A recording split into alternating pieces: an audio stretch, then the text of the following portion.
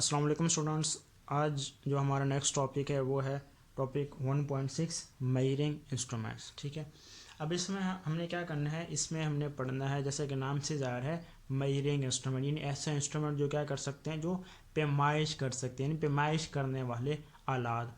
अब चूँकि हम फिज़िक्स पढ़ रहे हैं तो फिज़िक्स के अंदर हम बहुत सारे फिज़िकल क्वांटिटीज़ को डिस्कस करते हैं और हमें पता है जितने भी फिज़िकल क्वांटिटीज़ हैं हम उन तमाम को ईज़िली मैयर कर सकते हैं, क्योंकि वो तमाम के तमाम क्या है, मैयरेबल क्वांटिटीज़ हैं। जैसे लेंथ हो गया, मैस हो गया, टाइम हो गया, टेम्परेचर हो गया, वेट हो गया, तो ये सारी सारी क्वांटिटीज़ हैं जिनको हम मैयर कर सकते हैं। तो अब इनको मैयर करना है तो उसके लिए जाहिर सी बात है हमें कोई ना चीज़ चाहिए होगी। तो इन तमाम क्वांटिटीज़ को, तमाम मिकदारों को मैयर करने के लिए हमें इंस्ट्रूमेंट्स की ज़रूरत पड़ती है। उन्हीं के बारे में हमने डिस्कस करना है। ठीक है, अगर हम बात करें प्रीवियस यानी पास्ट की बात करें तो उसमें भी हम चीज़ों को मैयर करते थे, लेकिन उसमें हम चीज़ों को जो मैयर करते थे वो जो तरीक़ाकार थे वो हमारे पास कोई अच्छे नहीं थे। अब कैसे, यानी फ़र्ज़ करें अगर हम लेंथ फाइंड आउट करनी थी तो पहले उसके लिए लेंथ फाइंड आउट करने के लिए कुछ वो लोगों ने अपनी ही मेथड बनाई है। अगर फ़र्ज़ करें कोई ऑब्जेक्ट है, कोई जिस्म है, यानी मैं कहता हूँ फ़र्ज़ करें एक जिस्म है, तो उसके अगर उन्हें लेंथ करनी थी तो उसके लिए वो रोप का इस्तेमाल करते थे। यानी रोप मीन वो रस्सी के थ्रू, यानी यहाँ से लेकर यहाँ तक रस्सी नाप ली है तो वो एक किस्म की उसके उन्होंने लेंथ फाइंड आउट कर ली। यानी अगर, या फिर आप कह लें भाई इस ऑब्जेक्ट के इक्वल साइज़ के बराबर अगर उन्हें कोई और चीज़ चाहिए होती थी, उसकी पैमाइश कैसे करते थे, रस्सी के थ्रू उसकी उन्होंने लेंथ को फाइंड आउट किया और फिर उसी रस्सी के बराबर वो दूसरी चीज़ लिए जो उन्हें दरकार होती थी। तो इस तरीके से वो लेंथ को फाइंड आउट करते थे। अब इस तरह वो मुख्तलिफ क्या करते थे, फुट स्टेप्स का इस्तेमाल करते हैं। यानी अगर फ़र्ज़ करें 2 पॉइंट्स से, यानी मैं फ़र्ज़ करें यहाँ से यहाँ तक 2 पॉइंट्स के दरमियान फासला निकालना है, तो उसके लिए वो फिर क्या करते थे, वो फुट स्टेप्स का भी इस्तेमाल करते थे। किस चीज़ का, फुट स्टेप्स का वो इस्तेमाल कर लेते थे। ठीक है, या फिर अगर हम बात करें भी, अगर लोगों ने अपने जो उनका पाँव का साइज़ है अगर उसके इक्वल उन्हें शूज़ चाहिए होते तो वो, तो फिर उसके लिए अब तो हमारे पास क्या ना प्रॉपर एक नंबर है। अगर हमें शूज़ चाहिए हो तो हम उसको शॉपकीपर को जाकर बताते हैं भी हमें इस नंबर का हमें शूज़ चाहिए, तो वो हमें ला कर देते थे। तो पहले ऐसा नहीं था, पहले वो फिर क्या करते थे, फिर वो एक किस्म का आर्थिक तौर पर किसी भी तरीके से वो फ़र्ज़ करें रस्सी की मदद से उसकी वो पैमाइश कर लेते थे, धागे की मदद से पैमाइश कर लेते थे, या फिर एक जिस तरह का फ़र्ज़ करो पेज है, पेज के ऊपर वो पे क्या करते पाँव को ड्रा करके फिर उसके अकॉर्डिंगली वो जाकर ले लेते थे शूज़। तो ये कोई प्रॉपर मेथड नहीं था। या फिर हैंड्समैन, यानी इस तरीके से वो हैंड्समैन के थ्रू किसी भी ऑब्जेक्ट की लेंथ को वो फाइंड आउट करते थे। तो ये जो तरीक़ाकार थे ये एक्यूरेट नहीं थे, यानी इसके अंदर लाजमी तौर पर कुछ ना कुछ या तो वो साइज़ बढ़ सकता था या फिर साइज़ क्या हो जाता था, कम हो जाता था। ये तरीक़ाकार थे।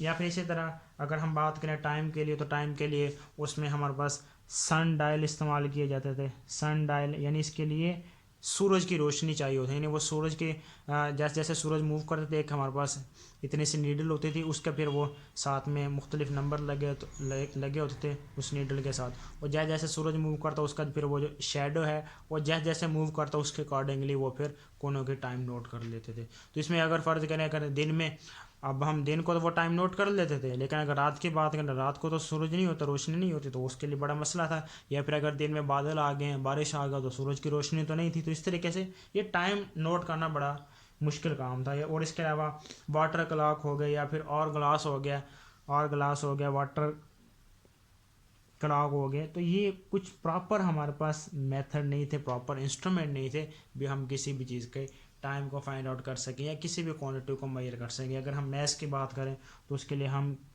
क्या करते हैं, बीम बैलेंस का इस्तेमाल करते थे। यानी वो जहाँ पे से आम अल्फाज में क्या कर सकते हैं, तराजू कह सकते हैं। तराजू यानी एक साइड पे हम नाउन मासेस को रखते थे और दूसरी साइड पे हमने वो ऑब्जेक्ट रखते थे जिसका हमने मैथ फाइंड आउट करना था। तो उसमें वो बिल्कुल एक्यूरेट नहीं था। अगर हम आज की बात करें, आज हमारे पास क्या है, आज हम वो डिजिटल इस्तेमाल कर रहे हैं और अगर किसी ऑब्जेक्ट का वो जो मैथ है वो ग्राम्स में हमें बता देते हैं। यानी तब तो किलोग्राम में हमने निकालना होता था और ऊपर वाला 100 ग्राम 50 ग्राम वो इजाफी या तो कम हो जाता था या ज़्यादा हो जाता था।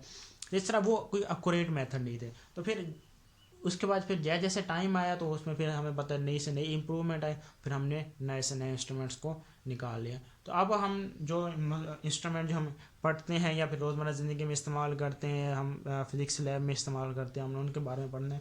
उसमें जो सबसे पहला गिवन हमारे पास है वो है metre rule. Metre rule. Metre rule जैसा कि नाम से जाहिर है, मीटर रूल क्या चीज़ है। अब मीटर रूल ये दरअसल ये हमारे पास क्या है, ये किसी भी ऑब्जेक्ट की लेंथ को फाइंड आउट करने के लिए हम क्या करते हैं, इसका इस्तेमाल करते हैं। किसी भी ऑब्जेक्ट की लेंथ को या दो पॉइंट्स के दरमियान डिस्टेंस निकालने के लिए फर्ज करें, यानी अगर हमारे पास ये दो पॉइंट्स है, पॉइंट ए और पॉइंट बी है, तो इसके दरमियान अगर हमने क्या करना है, डिस्टेंस को निकालना है, तो उसके लिए हम क्या करते हैं, मीटर रोल का इस्तेमाल करते हैं। इसकी जो लेंथ होती है वो कितनी होती है, मीटर रोल की लेंथ हमारे पास होती है ऑलमोस्ट 1 मीटर होती है। ठीक है, मीटर यानी लेंथ क्या होती है, 1 मीटर। और हमें पता है जो 1 मीटर होता है वो 1 मीटर किसके इक्वल होता है, 1 मीटर हमारे पास होता है 100 सेंटीमीटर। ठीक है, और जो 1 सेंटीमीटर होता है वो कितने के इक्वल होता है, वो होता है 10 मिलीमीटर। अब ये जो मीटर रूल है इसके ऊपर अगर हम डिवीजन की बात करें तो वो डिवीजन कैसे होती हैं, डिवीजन इसके ऊपर होती हैं सेंटीमीटर्स और मीटर में इसके ऊपर डिवीजन होती है। अब जिस तरह हम ये देखते हैं, ये हमारे पास क्या एक छोटा सा रूलर है। अब ये 1 मीटर का तो नहीं है, 1 मीटर अगर आप कभी कपड़े वाले दुकान पर जाएं तो वहाँ पर वो जो लोहे का उनके पास होता है नापने के लिए, उसकी जो लेंथ होती है वो दरअसल क्या होता है, 1 मीटर होता है। उसके ऊपर स्केलिंग कैसे होती है, सेंटीमीटर्स में, और फिर वो क्या होते हैं, मिलीमीटर में। जिस तरह आप ये देखें, ये छोटा सा रूलर है, यहाँ से आपको इजीली समझ आ जाएगी। यहाँ पे देखें ये क्या है, ये सेंटीमीटर में यहाँ पे ये स्केलिंग हुई है, ये डिवीजन क्या है, सेंटीमीटर में। अब देखें यहाँ पर, ये देखें ये 1 सेंटीमीटर, ये 2, ये 3, 4, इस तरह ये 15 सेंटीमीटर का है। लेकिन अब यहाँ पे देखिए ये जो छोटे हैं ना, ये वाले, ये छोटे डिवीजन, ये दरअसल किस चीज़ के, यानी ये छोटे छोटे डिवीजन यहाँ पे देखें, ये वाली, ये छोटे डिवीजन किस में है, ये मिलीमीटर्स में है। ठीक है, यानी वो क्या कर सकते हैं, जो हमारे पास मीटर रूल होता है उसके ऊपर भी ऐसे ये सेंटीमीटर होते हैं, और दूसरा यहाँ पे क्या होते हैं, छोटे छोटे ये साथ में। अब ये देखें, ये साथ में क्या है, ये मिलीमीटर। अब ये 5 और 6 सेंटीमीटर के दरमियान ये कितने डिवीजन है, ये जो 10 डिवीजन है, ये 10 डिवीजन किसकी है, ये मिलीमीटर की है। यानी अब इसको आप कह सकते हैं वो जो छोटी से छोटी रीडिंग अगर हम कर रहे हैं उसके ऊपर जो होती है मीटर रूल के ऊपर, वो क्या होती है, मिलीमीटर। यानी अगर फर्ज करें, अगर हमारे पास कोई ऑब्जेक्ट है जिसकी लेंथ क्या है, 1 मिलीमीटर गिवन है, क्या है, 1 मिलीमीटर गिवन है, तो उसको भी हम मीटर रूल की मदद से ईजिली फाइंड आउट कर सकते हैं। ठीक है, तो यानी अगर हम बात करें स्मॉलेस्ट डिवीजन की, यानी अगर हम बात करें स्मॉलेस्ट डिवीजन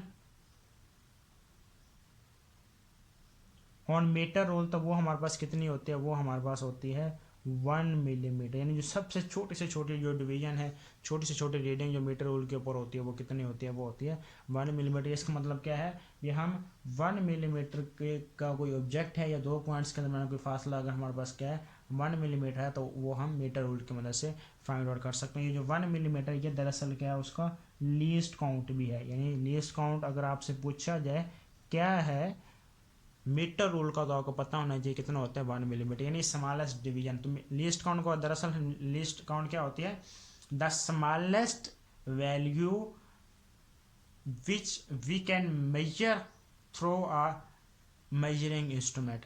यानी वो छोटी से छोटी वैल्यू या वो छोटी से छोटी रीडिंग जो हम एक मेजरिंग इंस्ट्रूमेंट की मदद से फाइंड आउट कर सकते हैं, वो क्या कहलाता है, लीस्ट काउंट कहलाता है। ठीक है, द स्मॉलेस्ट वैल्यू कह सकते हैं, स्मॉलेस्ट मेजरमेंट कर सकते हैं, स्मॉलेस्ट रीडिंग कह सकते हैं, the smallest value which we can measure through a measuring instrument is called least count. ठीक है, तो अब मीटर रूल का लीस्ट काउंट हमारे पास क्या है, 1 मिलीमीटर, जो कि हम इसे कम से कम कितनी रीडिंग ले सकते हैं, 1 मिलीमीटर की, तो इसलिए इसका लीस्ट काउंट कितना होता है, 1 मिलीमीटर। और दूसरा ये है कि जब आपने इसको यूज़ करना है तो इसका यूज़ करने का मेथड ये भी, जब भी आपने इसको यूज़ करना है, यानी फ़र्ज़ करें अगर मैं कहता हूँ भी ये हमारे पास क्या है, ये दो हमारे पास जिस तरह ये दो पॉइंट्स हैं, तो उनके दरमियान अगर आपने क्या करना है, डिस्टेंस को निकालना, फासला को निकालना, तो आपने इस तरीके से निकालना भी, ये जो आपकी आंख है, जो आई है, वो क्या होनी चाहिए, इस तरह ऊपर से आपने उसको देखना। क्या करना है, जिस तरीके से आपको नज़र आ रहा है, तो आपने जब भी रीडिंग लेनी है तो हमेशा आपने यहाँ से ऐसे रखना है और यहाँ से आपने क्या करना है, उसकी रीडिंग को पढ़ना है भी, प्रॉपर उसकी रीडिंग क्या आ रही है। इस तरीके से किसी भी किस्म की कोई भी गलती रीडिंग लेने में नहीं आएगी। अगर फ़र्ज़ करें यानी आपने इस तरह यहाँ रखा हुआ और आप इधर से ले रहे हैं, यानी ये आपने रीडिंग लेनी है, अगर आप इधर से ले रहे हैं या फिर आप इस साइड से ले रहे हैं या फिर इस साइड से, इस वाली साइड से ले रहे हैं तो उसके लिए काफ़ी मसला होता है। इस तरीके से आप प्रॉपरली उसकी रीडिंग नहीं ले सकते, उसमें चांसेस होते हैं भी आप क्या कर लें, कोई सेंटीमीटर का या 1 मिलीमीटर का फ़र्क लग सकता है। तो इस तरीके से जब भी आपने रीडिंग लेनी है प्रॉपरली तो आपने हमेशा इस तरह ऊपर से उसकी रीडिंग को लेना है, ठीक है। तो ये एक प्रॉपर मेथड है उसकी रीडिंग को फाइंड आउट करने का। उसके बाद जो गिवन है वो हमारे पास है मेजरिंग टेप। मेजरिंग टेप जैसा कि नाम से जानी है एक ऐसी टेप है जो भी क्या करती है, जो भी मेजरमेंट के लिए हम इस्तेमाल करते हैं। इसको भी हम 2 पॉइंट्स के दरमियान डिस्टेंस को या किसी भी ऑब्जेक्ट की लेंथ को फाइंड आउट करने के लिए इस्तेमाल करते हैं, ठीक है। यानी ये दरअसल जो इसका इस्तेमाल है वो ज़्यादातर कौन करते हैं, ये जो लोहार हो गए, बढ़ई हो गए, या फिर जो मिस्त्री होते हैं वो इनका बहुत ज़्यादा इस्तेमाल करते हैं। ये होती कैसी, आपकी बुक में भी दी गई है, कुछ इस तरीके से होती है। यानी ये आपके देखें, ये लोहे की इसकी ये पतरी होती है, वो मेटल की बनी होती है, और इसके ऊपर इसका क्या होता है, कवर होता है प्लास्टिक का, ठीक है। ये कुछ इस तरीके से होती है। ये आपके पास मेटल की भी हो सकती है, इसकी जो पतरी है वो जिसके ऊपर हमने डिवीज़न लगाई होती है, वो इसके ऊपर जो डिवीज़न होती है वो इंचज़ में भी होती हैं, और मीटर में भी, सेंटीमीटर में भी, और मिलीमीटर में इसके ऊपर डिवीज़न होती है, ठीक है। और उसकी जो वो है वो मेटल की भी बनी हो सकती है, और दूसरा वो कॉटन की भी बनी हो सकती है, ठीक है ना, स्ट्रिप ऑफ कॉटन। यानी अक्सर आपने देखा होगा वो अगर अगर हम बात करें भी, अगर हमने लेनी है 200 मीटर की या 500 मीटर की अगर आपने लेनी है मेजरिंग टेप, तो वो उसकी वो दरअसल वो ऑलमोस्ट उसकी बनी होती है कॉटन की, यानी कपड़े की होती है, उसके ऊपर हमने डिवीजन लगाई होती हैं, ठीक है। यानी ये मुख्तलिफ लेंस में या आपके पास 10 मीटर की हो सकती है, 20 मीटर की हो सकती है, 50 मीटर की भी हो सकती है, 100 मीटर की भी, यानी बहुत सी हम इसके हमारे पास है मुख्तलिफ लेंस में हमें ये मिल सकती है, ठीक है। यानी ये इसमें और इसमें दरअसल ये है भी ये छोटे दर्जे के लिए, यानी सिर्फ ये अगर आप इसको लेबॉर्ट्री में अगर हम इस्तेमाल कर रहे हैं, यानी छोटे लेवल के लिए अगर 1 मीटर है या 2 मीटर मैक्सिमम, उसके लिए तो हम मीटर रूल का इस्तेमाल कर सकते हैं, ठीक है। नहीं अगर हम बात करें माउस की इसको बड़े लेवल की अगर हम बात करें, अब जिस तरह अगर कंस्ट्रक्शन में इसका इस्तेमाल हो रहा है तो वो तो हमें पता है कई 100 मीटर हमारे पास होते हैं, तो उसके लिए फिर हम मेजरिंग टेप का इस्तेमाल करते हैं, ठीक है। ये होती है, और ये 100 मीटर ये मुख्तलिफ रेंजेस में आपको इजीली मिल जाती है, ठीक है। और इसके ऊपर हमारे पास क्या होता है, सेंटीमीटर भी होते हैं और साथ में इंचेस भी लगे होते हैं।